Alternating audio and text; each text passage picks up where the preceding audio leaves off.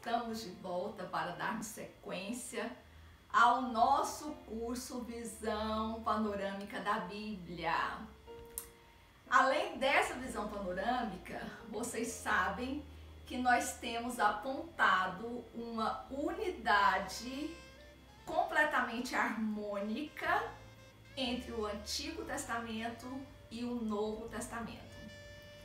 E temos observado que essa unidade resulta na demonstração completa do plano de Deus para a salvação da humanidade. Então, lá em Mateus, temos um versículo muito interessante que Jesus diz: olha, não cuideis que vim destruir a lei ou os profetas. Não vim abrogar, mas cumprir. Está lá em Mateus 5,17. O que nós precisamos compreender bem acerca dessa unidade aqui entre o Antigo e o Novo Testamento? Jesus, ele faz para nós exigências espirituais e essas exigências, elas devem se cumprir na vida dos seus seguidores. Então, ele não veio destruir a lei, mas veio cumprir, e nós entendemos que a nova aliança é superior à antiga aliança, e porque Jesus é esse sacrifício vivo e perfeito, alguns elementos da lei, como alguns sacrifícios e algumas leis cerimoniais e civis especificamente direcionadas ao povo de Israel, estas não são mais necessárias, porque Jesus é o nosso Cordeiro perfeito e ele fez um sacrifício perfeito, válido para sempre, não é? Então, o que nós continuamos a ter que cumprir são os preceitos éticos e morais do Antigo Testamento, bem como os ensinos de Jesus e os ensinos dos apóstolos. E são esses ensinos, esses preceitos éticos e morais, mais os ensinos de Jesus, mais os ensinos dos apóstolos, que vão transformar a vida interior dos seguidores de Jesus, e a vida prática desses seguidores vão evidenciar a vida de Jesus neles, não é? Então, nós precisamos entender que, na verdade, Deus nunca perdoou aos homens porque ofereceram sacrifícios de animais. Mesmo quando no Antigo Testamento alguém fosse oferecer um sacrifício a Deus, esse sacrifício deveria ser acompanhado por um coração contrito, arrependido e cheio de fé. Caso contrário, o sacrifício não era aceito, não é? Então, essas leis sacrificiais, cerimoniais, sociais ou cívicas que foram dadas diretamente à nação de Israel, elas já não são obrigatórias. Mas nós devemos considerar a lei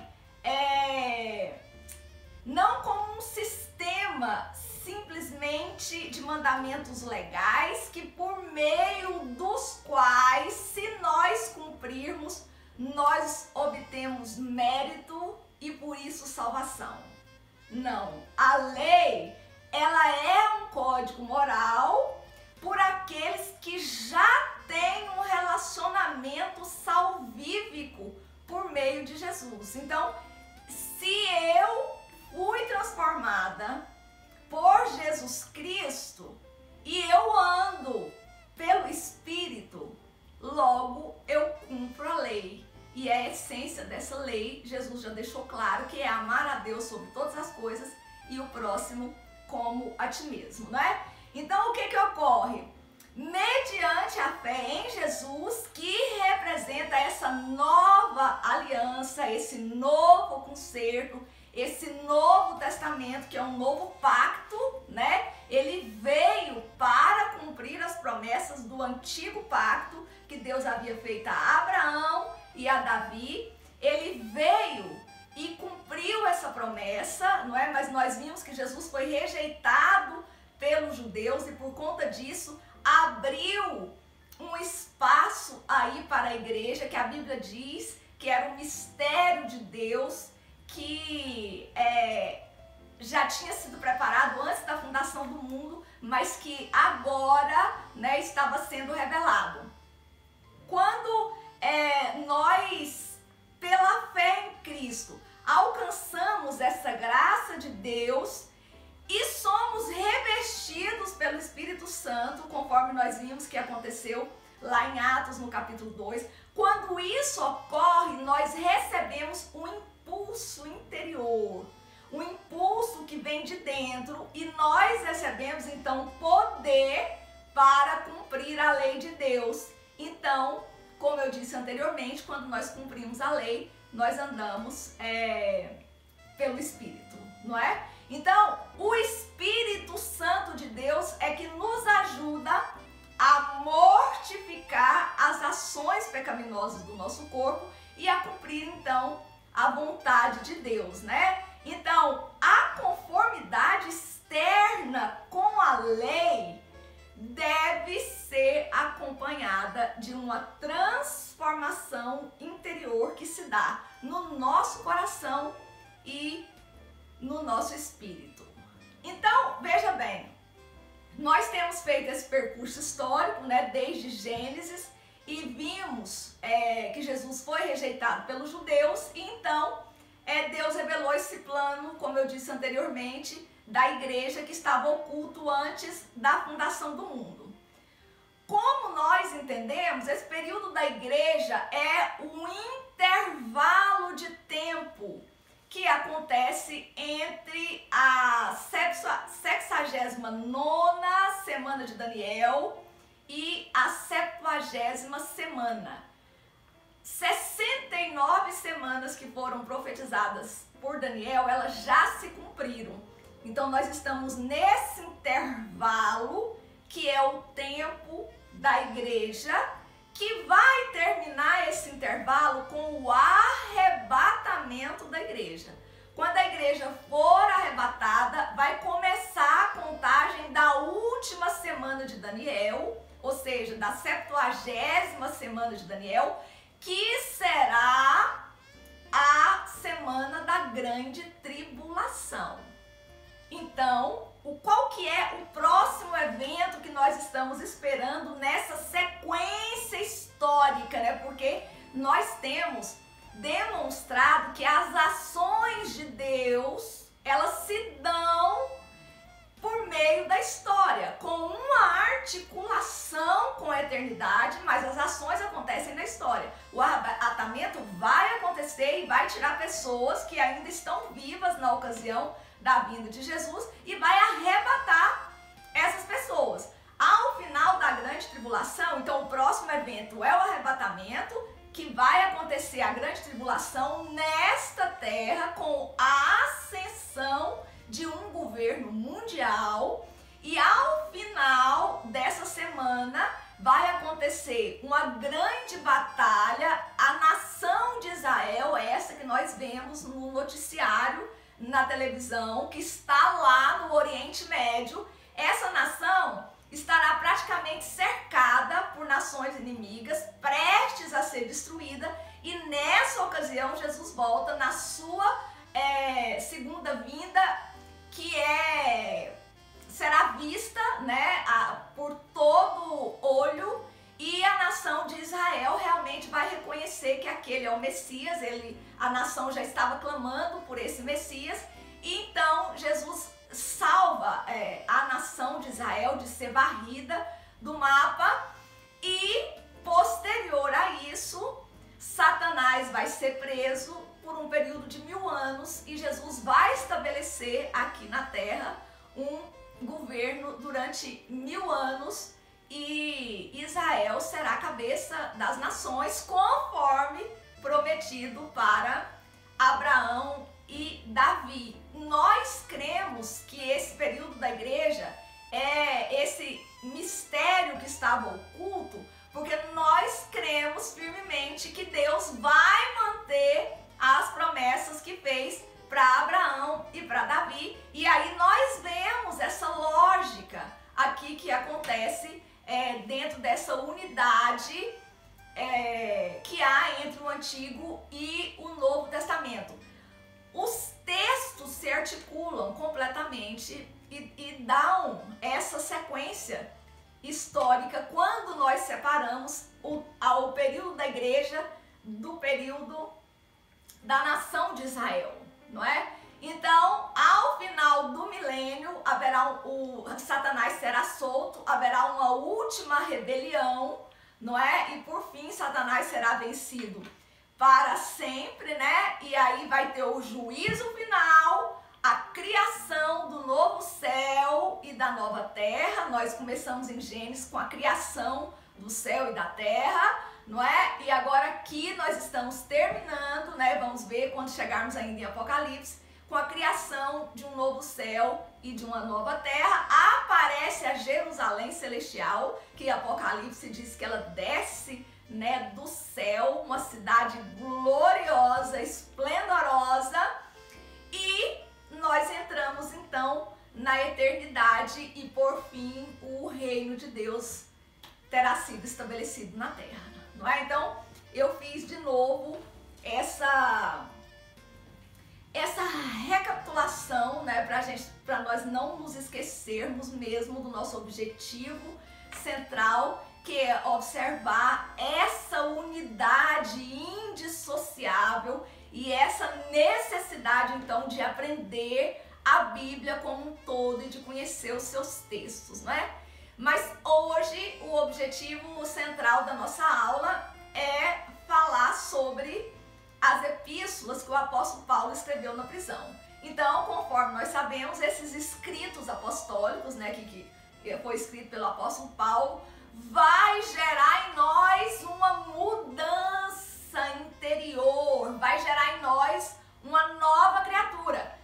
As cartas que foram escritas quando Paulo estava preso, nós vimos lá em Atos, não é? Que Paulo fez a primeira, segunda, terceira viagem missionária e a última viagem foi para Roma e lá ele ficou preso. O livro de Atos termina com o apóstolo Paulo preso. Quando ele ficou preso, ele não parou de fazer a obra de Deus. Durante esse período, ele escreveu a epístola aos Efésios, a epístola aos Colossenses, aos Filipenses e a Filemon. E nós vamos começar com a epístola aqui aos Efésios, não é? Essa epístola, ela não foi escrita para tratar nenhum problema e nenhuma controvérsia na igreja, né? Ela foi escrita para um grupo de igrejas, por isso ela é conhecida como uma carta circular, para ser lida para várias igrejas, né? Da Ásia Menor, acerca dos privilégios. A carta foi escrita para falar acerca desses privilégios e responsabilidades da igreja como corpo de Cristo. Então, é uma carta que tem as maiores revelações das glórias celestiais resultantes de servir a Deus. Vai explicar como Deus nos salvou, nos elegeu antes da fundação do mundo e nos deu essa salvação por meio de Jesus Cristo, e nós temos a garantia dessa salvação por meio do Espírito Santo de Deus. Então é uma carta linda, profundíssima, tem orações profundas do apóstolo Paulo, e se nós quisermos resumir bem essa carta, nós podemos dizer que do capítulo 1 ao 3, ela vai fazer um resumo em forma de oração das grandes verdades eternas acerca da vida cristã. E os outros capítulos vai falar então da responsabilidade dos crentes, não é? E de forma mais sintética ainda, nós podemos dizer que essa carta nos explica como nós fomos redimidos e como então nós devemos viver. Ela foi escrita por volta de 62 depois de Cristo, né? Então, essa carta eu quero destacar dela o que eu tenho chamado de terapia, despojamento, renovação e revestimentos. O que é isso? Olha, essa carta aqui, depois de mostrar sobre a nossa salvação, que é de graça, que nós podemos viver nos lugares celestiais, desfrutando das bênçãos do Senhor, depois de falar de instruções práticas acerca da unidade da nossa fé, né, que nós precisamos chegar à unidade de fé, ao conhecimento do Filho de Deus, para que nós sejamos varão perfeito, né, até a medida da estatura completa de Cristo. Depois que essa carta vai falando dessas coisas gloriosas, ela vai nos mostrar aqui no capítulo 4, a partir do versículo 17, que nós não andamos mais como andam os gentios, né, na vaidade do seu sentido, entenebrecidos no entendimento, ou seja, com o entendimento cheio de trevas, separados da vida de Deus pela ignorância que há neles e também pela dureza do coração. Então, olha, nós que aceitamos a Jesus, nós não andamos mais segundo o curso deste mundo. E por que eu estou chamando aqui essa terapia conhecida aqui, batizada por mim, mas é uma terapia aqui que o apóstolo Paulo revelou, essa terapia TDRR.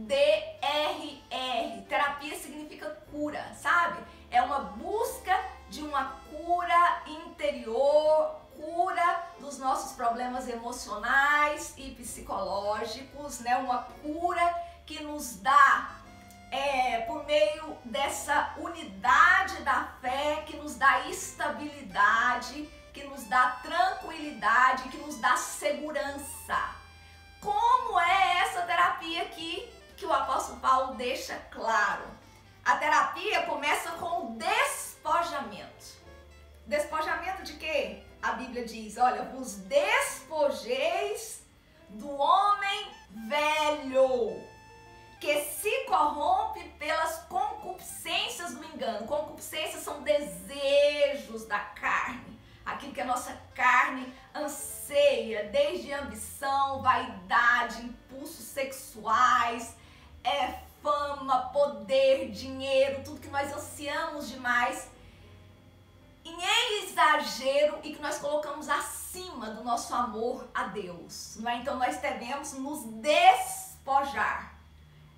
Daí a terapia exige, então, a primeira coisa para eu me curar, não é? Eu me despojar do meu velho eu, do meu velho homem. E a segunda coisa, eu tenho que renovar o meu espírito. Eu tenho que passar por um processo de renovação. Nós já vimos lá em Romanos que o apóstolo Paulo falou para nós não nos conformar com este mundo, mas transformar a nossa mente, não é? Nós precisamos ter uma renovação no nosso espírito, no nosso entendimento. Quando então eu me despojo do homem velho, renovo o meu entendimento, aí eu estou pronta para me revestir do novo homem. Aí eu sendo novo homem, as coisas velhas passaram, ficaram para trás. Eu não me esqueço das coisas que passaram, mas eu não permito que elas influenciem a minha vida no presente e muito menos no meu planejamento acerca do meu futuro, não é? Quando então eu resolvo me revestir do novo homem, aqui a Bíblia deixa claro, né? Então, se eu mentia, agora eu não vou mentir mais. Se eu me irava, agora eu não vou irar mais. Se eu tinha relacionamentos ruins, agora eu não vou ter. Agora eu não vou dar mais lugar pro diabo. Agora eu vou ser uma pessoa transformada. Sabe aquele impulso interior que vem pela a salvação que Jesus nos deu? Daí, então, eu quero ser uma criatura diferente. E daí essa carta continua, né? Explicando, olha, vocês, agora que são novas criaturas, nem coisas tolas devem sair mais da boca de vocês, não tem mais, vocês não vão ficar pensando mais em prostituição, em lascívia, nessas coisas.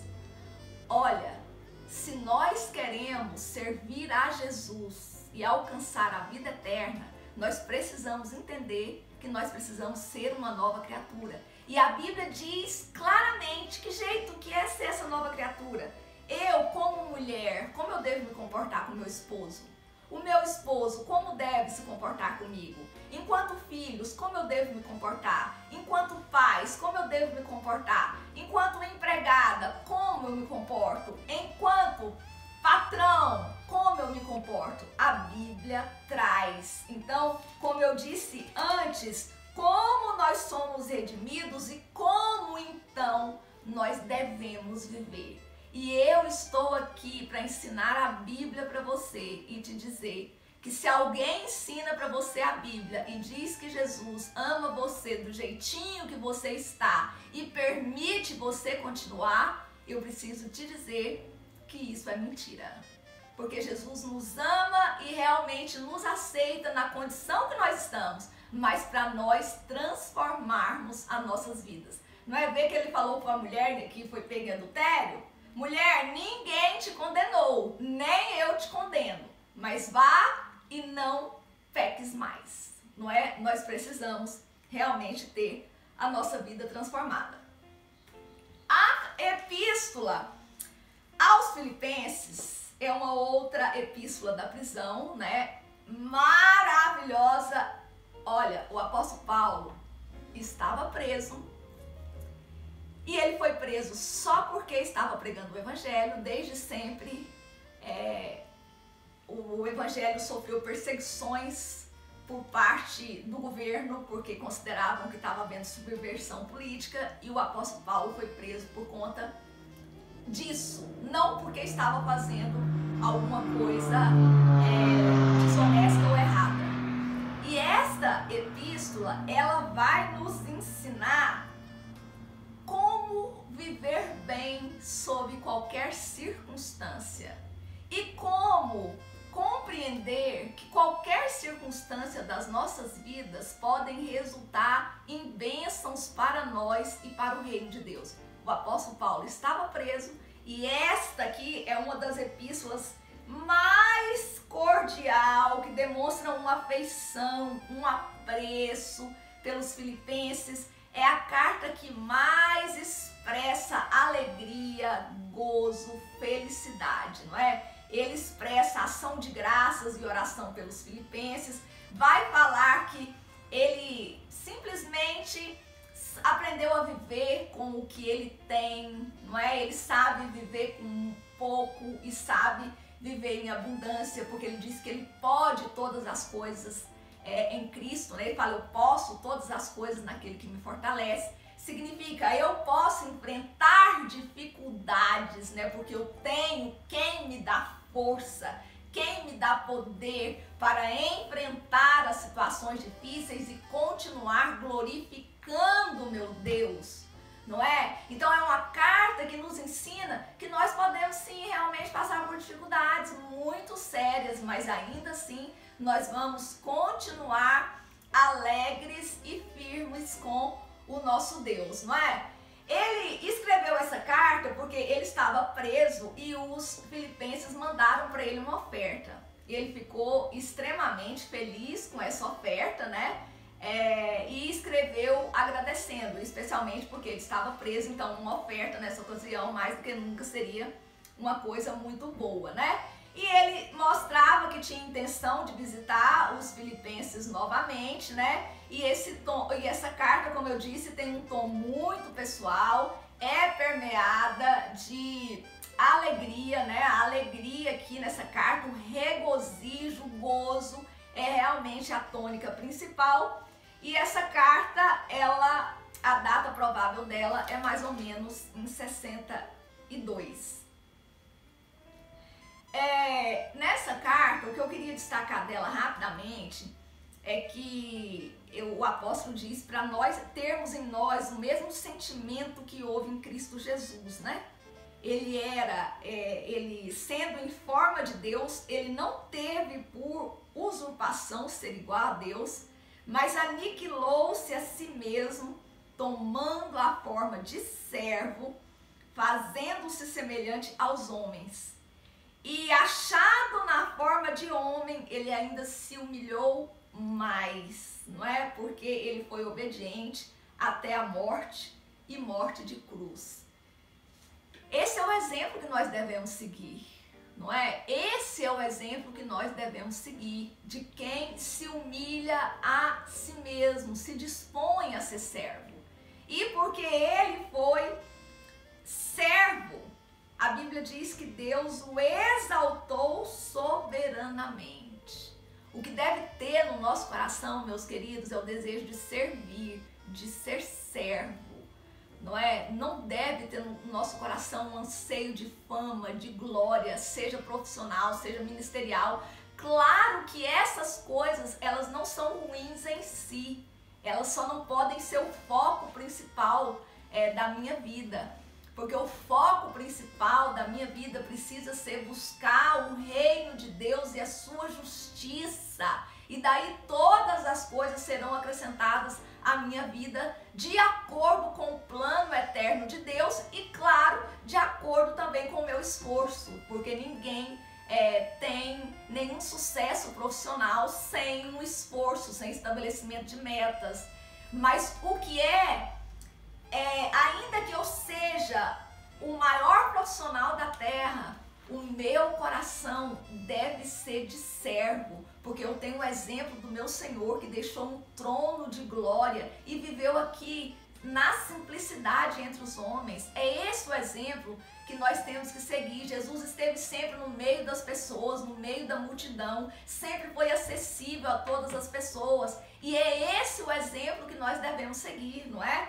E aqui o apóstolo diz para nós fazermos todas as coisas sem murmuração e sem contenda, para que nós sejamos irrepreensíveis e sinceros, filhos de Deus, inculpáveis no meio de uma geração corrompida e perversa, entre a qual nós devemos resplandecer como astros no mundo, não é? Nós temos que ter uma vida completamente fora dos padrões mundanos que nós vemos aí estabelecidos em todas as áreas da sociedade, na educação, na cultura, na mídia, mas nós temos uma vida pautada aqui na palavra do Senhor, e por isso então nós nos tornamos uma nova criatura, né?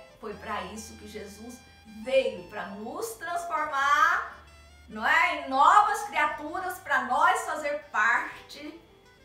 fazermos parte desse reino de glória de Deus que será estabelecido no futuro. A epístola aos Colossenses, né, também foi escrita então na prisão, como eu disse. Essa epístola aqui vai mostrar a centralidade de Cristo na criação, na revelação, na redenção e na igreja.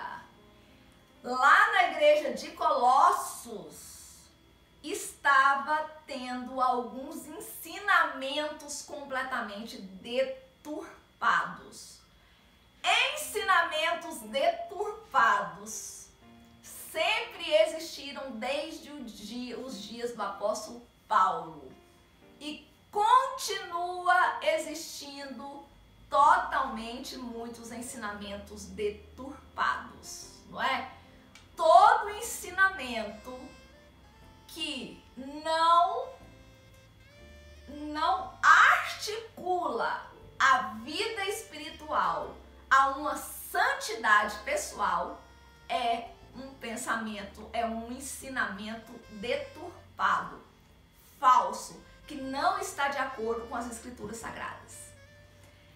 Devo ressaltar que Paulo não fundou a igreja de Colossos, né? É uma das poucas igrejas, como também de Roma, que não foi Paulo que fundou, né? Mas foi fundada, tudo indica que a igreja de Colossos foi fundada por Epafrodito, resultado das pregações de Paulo. Então Paulo conhecia, no geral, aqueles irmãos de ouvir falar, não é? E os irmãos ouviam falar do apóstolo Paulo, então ele resolveu escrever essa carta para eliminar aquele erro gravíssimo acerca de Cristo naquela igreja, né?